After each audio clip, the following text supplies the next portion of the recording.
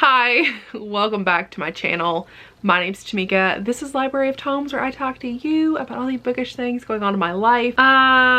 Welcome to the end of the year. Today I'm talking about my least favorite books that I read in 2020. I want to say this first. I had overall a pretty good reading year this year. 4 of these were the most disappointing, and then these other 4 are ones that I think were the worst books that I read.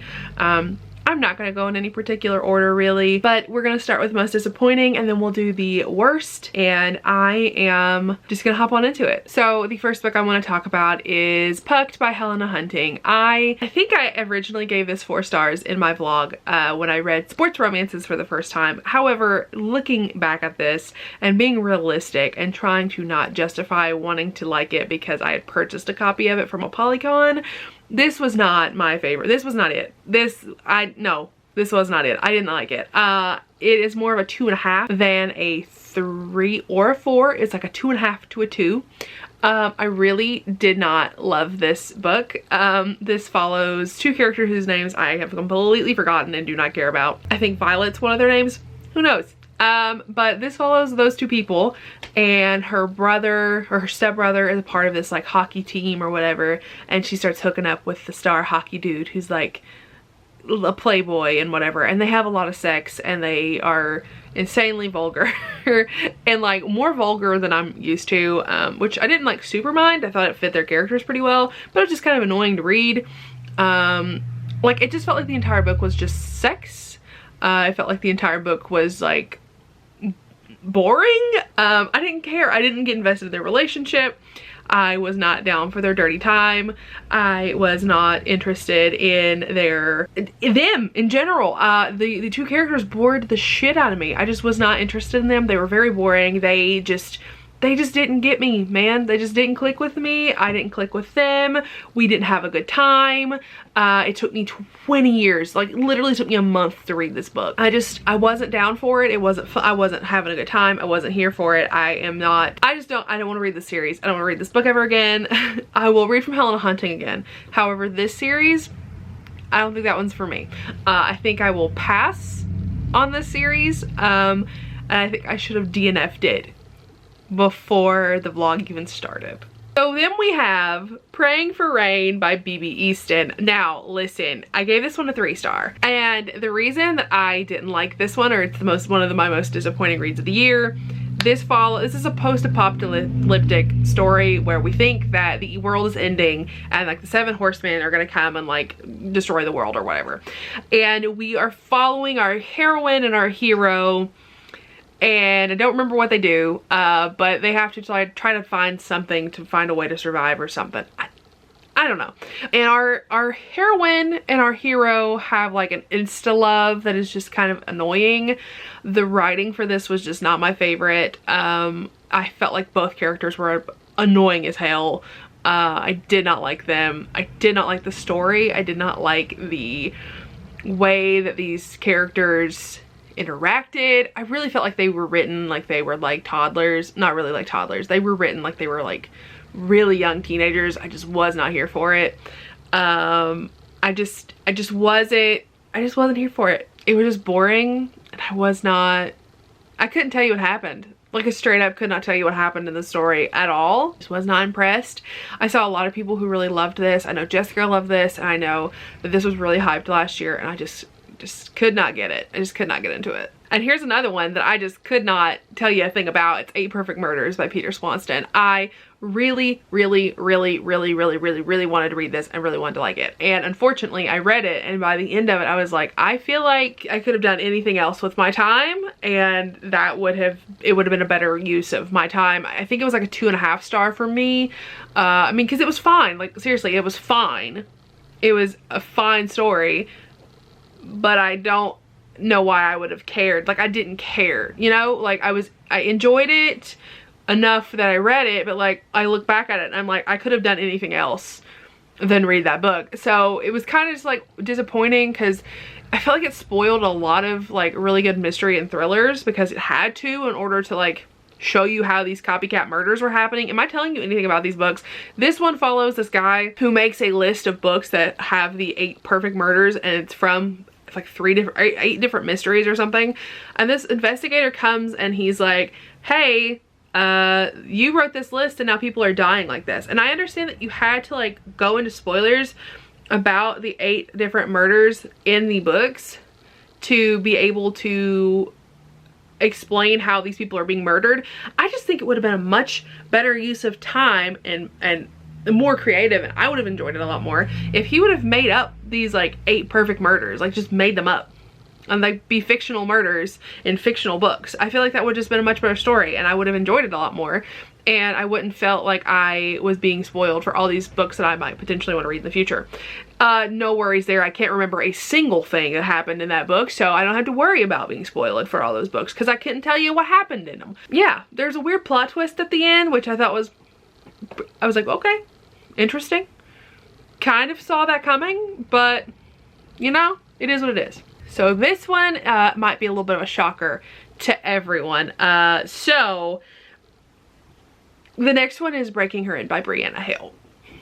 Don't hate me, anyone, for saying this, because here's the thing. I love her with my entire heart and soul. Love her so much. But here's the but. I was not a fan of this. This story is the second book in the Court of Parville or whatever. It's a royal series. Just not a fan of it, okay? This series in general, I've not been impressed too much yet. I enjoyed the first book, which is Devram's Court. I enjoyed it. And then we read the second book, which was his daughter's book. Forgot her name already. Couldn't tell you what her name is. And it's a hate. There's hate sex in here. It just felt like erotica. Like, I did not believe their relationship because it went from they just had a really good chemistry to they were getting married. I don't get it. I did not think that she pulled off the chemistry between those characters. Neither of them seemed like they needed to be in a relationship together. It felt like Aubrey, that was the girl's name, felt like she was just going against her dad the entire time and like just wanted to like rebel against him, and that was the only reason she was with this dude, because this dude comes from like nothing. Like, he is just a commoner in this world apparently, and he also is like not on great terms with like the king and them because his family would hold the horses of the people who would who killed the king or something. I told you I don't remember half of what happened in the series, in this book. I just wasn't a fan of it. I was not a fan of Aubrey. I wasn't a fan of the hero. I didn't believe the relationship. I didn't like this book. I gave it 2 stars. I love Brianna, but that book was just not it for me. And I do not want to read the rest of that royal series if the rest of them are going to read like that one did. So now we're on to the worst books of the year. Wow, that one probably should have been the worst books. It's not that it was the worst book. It was a really disappointing one. So let's go with Mack Daddy by Penelope Ward. We shocked about this? Absolutely not. Read this for the Kindle Clear Out. I went on a full-blown rant on this book. This is a single parent romance, and this girl is living with a dude. She is completely in a relationship, like a committed relationship with another man. And this guy from her past comes back and he is just like, I want to be with you, whatever, whatever. They had a misconnection when they were teenagers or in college, and they were cheating on his girlfriend at the time because they both developed romantic feelings for each other. And they were over here like, you know, I want to be with you. And he has a girlfriend. And like, they're doing all this stuff and they're flirting with each other. And I'm like, can you two not? Like, can you not? Please and thank you. So in the story, our heroine's like partner is like a really good guy, and he's like, listen, I know he came back out of nowhere. I'm gonna be gone for a week. This week, nothing happens. Like, you can do whatever you want, and if at the end of the week you decide you want to be with me and you don't want to be with him, I don't care what you did. I don't want to know. I just want to give you this week to figure it out. You know what? I could have been okay with them having a relationship, of them doing anything. They could have done anything in that week, and I would have been like, okay, he gave her permission. This is a very specific scenario where I can get behind this, right? These two decide to wait until the boyfriend comes home to do anything. So no, absolutely not. I hated this book. This has cheating in it, and I I will not get behind any book that has cheating. This is a 1-star book. I hate this book. I hate this book. I love Penelope Ward. We'll definitely read more books from her, but this one is an absolutely not. So then I read a book for my journalist reading vlog, which if you didn't watch, I will link it. Well, this one's called The Journalist, or this is about a person who's a journalist who has no freaking idea what it means to be a journalist. Quite literally gets like basic definitions in journalism wrong. Like, hello, hi, I was a journalist for a year. I studied it for 4. I can tell you right now that a byline is not a headline, and that a headline is not a byline. A byline is my name next to the article I wrote, and the headline is the title of the freaking article. Like, that is not a hard concept, but this author got it wrong.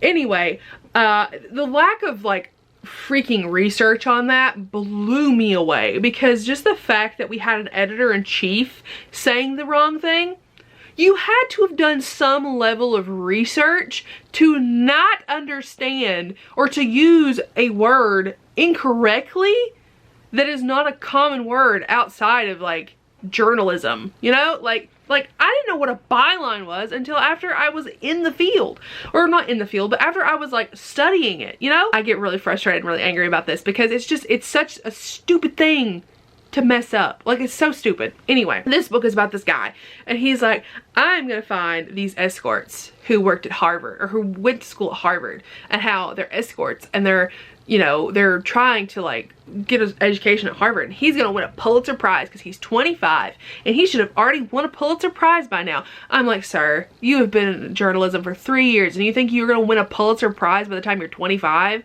If this is what's riding you to your Pulitzer, pull your car over and get out and go home. Like, this is not getting you a Pulitzer. This is the stupidest book. I couldn't finish it. Like, it was so bad. It was so poorly written. It was so poorly researched, and it was just absolutely the stupidest concept that I've ever heard in my entire life. Like, I thought it had some potential, and then you start reading it and I'm like, I am following the perspective of a man who has the audacity. That's what I'm reading right now.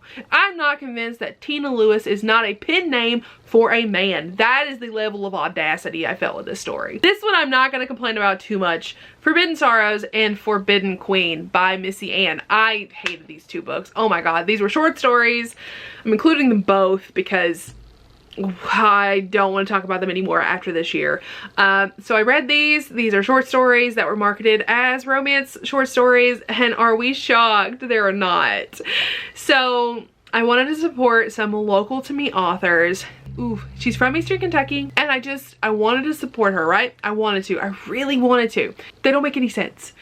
Okay, so the first one, there's a school shooting, and I'm spoiling the entire things of these, by the way, just so you know. There's a school shooting, and her brother is the school shooter, and then she is treated horribly because her brother's a school shooter, and the entire school tells her, or her like administration or whatever tells her she can't come to the graduation. They have all of the chairs lined up for her graduation, and they have the chair for her like unfolded on the ground, and then as she's walking up, someone trips her and everyone starts laughing. She walks across the stage and everyone boos her because her brother was a school shooter and killed a bunch of people. In what world would that happen? In what world would that happen is my only question on that. Number 2, the second one, we follow a dude who quite literally date rapes this girl he's pursuing, our heroine, and gets her addicted to drugs, and makes her crazy and starts to pull her off those drugs. She has no idea he's getting her addicted to drugs. He's putting it in her food, right? And oof, he is putting it in her food. She has no idea, and he's slowly taking her off of it and giving her withdrawals, and makes her kill her dad that he doesn't like, and then frames her for everything, and then him and the mom end up happily ever after. I'm sorry. So we're gonna talk about the last book. I'm sure you all have just been waiting for my opinion on this one, as if I didn't talk about it enough when I originally talked about it. This is Call Me Daddy by Jade West. So, you all know Daddy Kink's one of my favorite things in the whole world. when it comes to books. I am a sucker for a Daddy King book. We stand it over here, right? Well, okay, so this story, it starts out, our heroine is at this club, right, with her friend, and her friend is like a horrible human being, leaves her like keys and her wallet and her cell phone and everything like laying around, and people steal it and they trash her apartment. And she almost gets assaulted, and Daddy Nick comes in and saves the day. And he like vroom vroom whips it out and like almost like kills her with his vehicle. And he like threatens the dude or whatever. I don't remember. And she gets in his car, she goes home with him, and he's like, you can stay with me, we'll get your apartment situated, you know, whatever. Fine, right? Like, it was fine. I was totally cool with it. I was like, cool, this is an awful situation. Like, I feel for her. Like, I'm hoping things go good. These two enter into a DDLG relationship. Daddy Dom Little Girl, or sometimes referred to as caregiver little, right? Okay, so Daddy Nick here has some trauma, and he lets her stay in his daughter's room, who is still decorated like it's for a baby, right? Not necessarily a baby, but a little girl. And like, she loves it. Like, she is so into it, which is fine. Like, totally cool, right? Totally fine. I'm gonna spoil the book from here on out though, so if you don't want to be spoiled for it, it was good seeing you. I'm glad you were here. Links to the books are in the description if you want to read them. Anyway, we're gonna spoil now. So here we go. Ready? All right. This book quite literally had the freaking audacity to give me a good, healthy Daddy Dom little girl relationship where they do everything, right? They go all out and then somehow turn around and take it all away. If I had a partner who gave me what I needed emotionally, and emotionally gave me this connection that I've always wanted and I've always felt that I needed, and then they decided to take it away because they've worked through their trauma, I'm gonna be pissed, right? So that's the way I felt, because this poor girl is finally getting to express how she felt. She felt safe and comfortable, and the thing she's always wanted, she finally got that, right? And then she feels like she can't have it because she knows that the reason that Nick wants this relationship is because he's trying to heal from the trauma of losing his daughter. Like, I don't care. Like, that is not the point of this relationship. People with this relationship type do not just give it up because they work through their trauma. A lot of them keep it for a comfort, you know? Like, you don't just give it up. And it was really bothersome because she just completely like gives up like everything to do with that. Like, you can act like a normal human being and be in a dynamic like that. Like, we can have a adult conversation and speak to each other like adults, and I can have let's use me as an example. I can have a partner and talk to them like I'm talking to you, like saying yes, no, hi, here I am, how was your day, how was work, I hated school today, it was awful, my boss gave me a hard time, and then when we go in the bedroom, I can turn into that if that's what I want to do. Like, the thing that bothered me so freaking much was just the fact that it felt like it did not matter that you can have both. Like, you don't have to pick one or the other, and it felt like that's what the author made her do. It was awful, and I didn't like it. And she gets to do it like one last time. It's absolutely not. Abso-fucking-lutely not. No, absolutely not. Those are the worst books I read this year. You're welcome. I hope you enjoyed this. I'm now worked up. I'm not going to be able to film the rest of the videos that I wanted to film. So hi, I hope you all are having a great day. I hope you enjoyed this video. Links to all the books will be in the description if for some reason you want to read them. And if I didn't deter you from them already, I'll chat with you all in my next video. All my links are in the description. Come be my friend on other platforms. Bye, everyone.